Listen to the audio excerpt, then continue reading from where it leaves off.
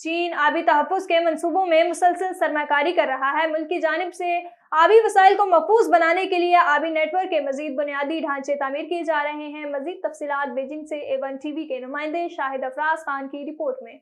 चीनी हुकाम की जानिब से जारी करदा ताज़ा तरीन आदादोशुमार के मुताबिक 2024 के पहले 4 माह के दौरान आबी तहफ़्फ़ुज़ के मनसूबों में मुल्क की सरमायाकारी मजमूई तौर पर 302.6 अरब युआन रही, जो साल ब साल 2.9% ज़्यादा है। मुल्क की जानिब से आबी वसाइल को महफूज बनाने के लिए आबी नेटवर्क के मज़ीद बुनियादी ढांचे तामीर किए जाएंगे।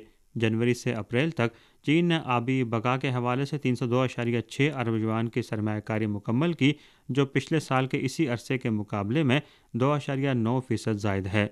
अगले मरहले में मुतलका महकमों और मुकामी हुकूमतों के साथ ताउन से मज़ीद तामीराती मनसूबों को फ़रोग़ दिया जाएगा। इसी अरसे के दौरान आबी बका के 20 बड़े मनसूबे शुरू किए गए हैं, जो कि पिछले साल के इसी अरसे के मुकाबले में 6 ज़्यादा हैं। जनूब से शुमाल तक पानी की मुंतकली के मनसूबे के मशरकी और वस्ती रास्तों के इब्तदाई मरहले में 72 अरब मका मीटर से ज़्यादा पानी का रुख मोड़ा गया है, जिससे इस रूट पर वाक़ सूबों और इलाकों में रहने वाले 176 मिलियन से ज़ायद अफराद को फ़ायदा हुआ है।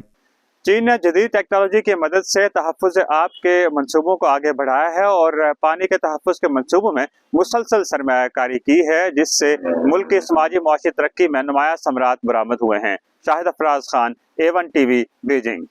दुनिया की सबसे बड़ी जमहूरियत तस्वुर किए जाने वाले भारत के आम इंतखाबात में नरेंद्र मोदी नशिस्तें गंवाने के बावजूद एक मरतबा फिर अक्सरियत हासिल करने में कामयाब रहे और वो लगातार तीसरी मरतबा वजीर आजम बनने के लिए तैयार हैं। मोदी की भारतीय जनता पार्टी ने 2014 के इंतखाबात में सादा अक्सरियत हासिल की और फिर 2019 में इससे कहीं ज्यादा बेहतर कारकर्दगी दिखाते हुए भारी अक्सरियत हासिल की थी।